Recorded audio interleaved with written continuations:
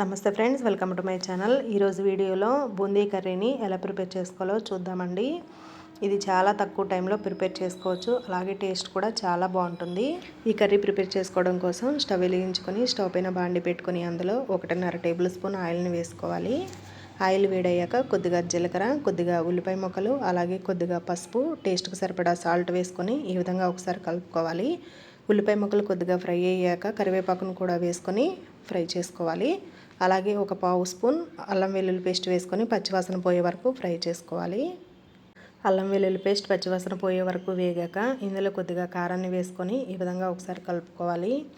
తర్వాత ఇందులో ఒక చిన్న టీ గ్లాస్ వాటర్ని వేసుకొని గరిటతో ఒకసారి కలుపుకోవాలి. వాటర్ ఈ విధంగా మరిగేటప్పుడు ఒక కప్పు బూందీని వేసుకోవాలి. బూందీని వేసుకున్న తర్వాత ఒకసారి కలుపుకోవాలి. ఫ్లేమ్ని సిమ్లో పెట్టుకోవాలండి. ఈ విధంగా ఒకసారి కలుపుకున్న తర్వాత మీకు ఒకవేళ సాల్ట్ సరిపోకపోతే చూసుకొని వేసుకోండి. కొద్దిగా గరం మసాలా, అలానే కొద్దిగా కొత్తిమీరను కూడా వేసుకొని ఒకసారి కలుపుకోవాలి. ఒక 2 నిమిషాలు ఈ విధంగా కలుపుకున్న తర్వాత ఈ స్టేజ్లో స్టవ్ని ఆఫ్ చేసుకోండి. చూడండి, మనకు బూందీ కర్రీ అనేది రెడీ అయిపోయింది. చిన్నపిల్లలు చాలా ఇష్టంగా తింటారు.